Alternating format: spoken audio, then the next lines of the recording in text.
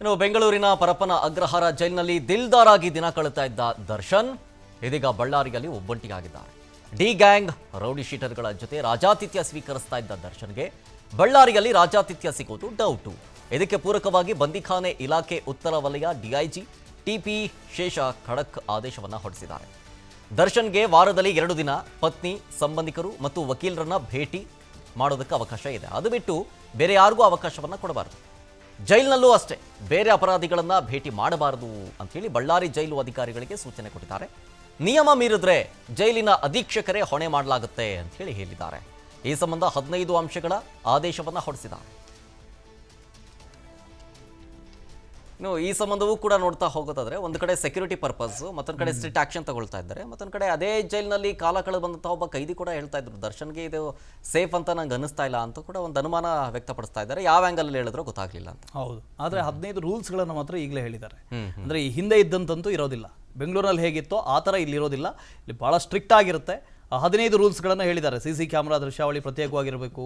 ದರ್ಶನ್ ಇರುವಂಥ ಸೆಲ್ಗೆ ಮುಖ್ಯ ವೀಕ್ಷಕರು ಹಾಗೂ ಅನುಭವವುಳ್ಳಂಥ ಸಿಬ್ಬಂದಿಯನ್ನು ಪಹರೆಗೆ ನಿಯೋಜಿಸಬೇಕು. ಏನು ಮಾಡ್ತಾ ಇದ್ದಾರೆ ಏನು ಅಂತ ನೋಡೋದಕ್ಕೆ. ಸೆಲ್ಗೆ ಪ್ರತಿನಿತ್ಯ ಜೈಲರ್ ಭೇಟಿ ನೀಡಿ ಪರಿಶೀಲಿಸಬೇಕು. ಸೆಲ್ನ ಭದ್ರತೆ ಬಗ್ಗೆ ನಿಗಾ ಇಡಬೇಕು. ಸೆಲ್ ಬೀಗ ತೆಗೆಯುವಾಗ ಹಿರಿಯ ಅಧಿಕಾರಿಗಳು ಇರಬೇಕಂತೆ. ನಿಷೇಧಿತ ವಸ್ತುಗಳು ಸಿಗದಂತೆ ನೋಡ್ಕೊಳ್ಳಿ ಅಂತ ಹೇಳಿದ್ದಾರೆ. ಸೆಲ್ ಸಿಬ್ಬಂದಿ ಪಾಳಿ ಬದಲಾವಣೆ ವೇಳೆ ಪರಿಶೀಲನೆ, ಆರೋಪಿ ಸೆಲ್ ಪರಿಶೀಲಿಸಿ ಬಿಡಬೇಕು ಅವ್ರನ್ನ ಅಂತ. ಸೆಲ್ನ ಸಿಬ್ಬಂದಿ ಬಾಡಿ ಕ್ಯಾಮ್ರಾ ಹಾಕೊಳ್ಳೇಬೇಕು. ಆರೋಪಿಯ ಪ್ರತಿನಿತ್ಯದ ಚಲನವಲನವನ್ನು ಸೆರೆ ಹಿಡಿಬೇಕು. ಅದರಲ್ಲಿ ಆರೋಪಿಗಳನ್ನು ಭೇಟಿ ಮಾಡೋದಕ್ಕೆ ಎಲ್ರಿಗೂ ಅವಕಾಶ ಕೊಡ್ತಾ ಇಲ್ಲ. ಕೇವಲ ರಕ್ತ ಸಂಬಂಧಿಕರಿಗೆ ಮಾತ್ರ, ವಕೀಲರಿಗೆ ಮಾತ್ರ ಅವಕಾಶ ಇರುತ್ತೆ. ದರ್ಶನ್ ಭೇಟಿಗೆ ಕಲಾವಿದರು, ರಾಜಕಾರಣಿಗಳು ಬರಬಹುದು. ಭದ್ರತಾ ದೃಷ್ಟಿಯಿಂದ ಯಾರಿಗೂ ಅವಕಾಶ ಕೊಡಬಾರ್ದಂತೆ. ಇನ್ನು ದರ್ಶನ್ನನ್ನು ಸಾಮಾನ್ಯ ಕೈದಿಯಂತೆ ಪರಿಗಣಿಸಬೇಕು. ಈ ಥರ ಒಟ್ಟು 15 ರೂಲ್ಸ್ಗಳನ್ನು ಹೇಳಿದ್ದಾರೆ. ನಿಜಕ್ಕೂ ಈ 15 ರೂಲ್ಸ್ಗಳು ಫಾಲೋ ಆದರೆ ದರ್ಶನ್ಗೆ ನಿಜಕ್ಕೂ ಕಂಟಕ ಆಗ್ಬಿಡುತ್ತೆ. ನೋಡಿ, ಇಲ್ಲಿ ಶಿಕ್ಷೆ ಅಂತ ಏನೂ ಇಲ್ಲ. ನೀವು ಸ್ಟೇಷನ್ಗೆ ಹೋದಾಗ, ಜೈಲಿಗೆ ಹೋದಾಗ ಶಿಕ್ಷೆ ಅಂತವ್ರು ಏನು ಕೊಡಲ್ಲ. ನೀವು ಹೊಡಿ ಬಡಿ ಮಾಡೋದು ಇನ್ನೊಂದು ಮತ್ತೊಂದು ಮಾಡಲ್ಲ. ಸುಮ್ಮನೆ ಕೂರಿಸ್ತಾರೆ ನೋಡಿ, ಅದೇ ಶಿಕ್ಷೆ. ದಿನ ಓಡಾಡ್ತಿರ್ತಾರೆ, ಒಬ್ರು ಮಾತಾಡಲ್ಲ ನಿಮ್ಮ ಹತ್ರ. ಈ ಜೈಲಿನಲ್ಲಿ ಕೆಲವು ಸ್ಟೇಷನ್ ಅದೇ ಟಾರ್ಚರ್, ಅದೇ ಟಾರ್ಚರು ನಿಜಕ್ಕೂ. ಯಾಕೆ ಅವರು ಬೇರೆ ಕೈದಿಗಳ ಜೊತೆ ನೀವು ಸೇರಬಾರ್ದು, ರೆಸಾರ್ಟ್ ಥರ ನೀವು ಮಾತಾಡಬಾರ್ದು, ಕೂತ್ಕೊಂಡು ಹರಡ್ರೆ ಹೊಡಿಬಾರ್ದು ಅಂತ ಹೇಳೋದಂದ್ರೆ ಅದಕ್ಕೆ ನಿಮ್ಗೆ ಶಿಕ್ಷೆ ಇರೋದೇ ಅದು.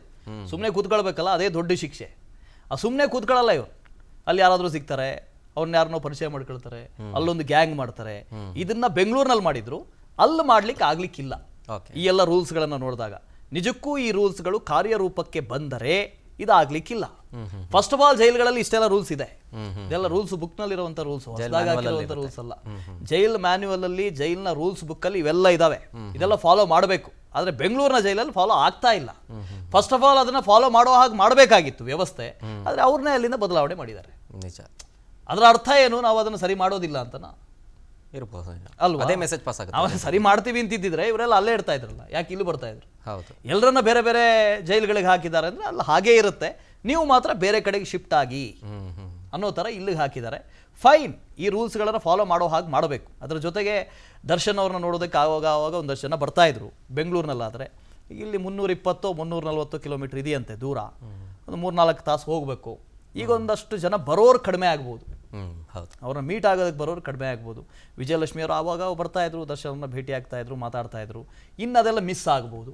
ಕಲಾವಿದರು ಒಂದಷ್ಟು ಜನ ಬರ್ತಾ ಇದ್ರು ಮಾತಾಡೋದಕ್ಕೆ, ಆವಾಗ ಅದು ಮಿಸ್ ಆಗ್ಬೋದು. ಜೊತೆಗೆ ಇಲ್ಲಿ ರಕ್ತ ಸಂಬಂಧಿಕರಿಗೆ ಮಾತ್ರ ಅವಕಾಶ ಕೊಡಬೇಕು ಅಂತ ಇತ್ತು. ಇಲ್ಲೂ ಕೂಡ ರಕ್ತ ಸಂಬಂಧಿಕರಿಗೆ ಮಾತ್ರ ಅವಕಾಶ ಕೊಡಬೇಕು ಅಂತ ಇತ್ತು.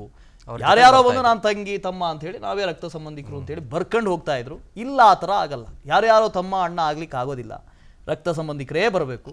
ಅವ್ರನ್ನ ಹೊರತುಪಡಿಸಿದ್ರೆ ವಕೀಲರು ಬರ್ಬೋದಂತೆ. ವಕೀಲರಿಗೆ ಅವಕಾಶ ಇದೆ.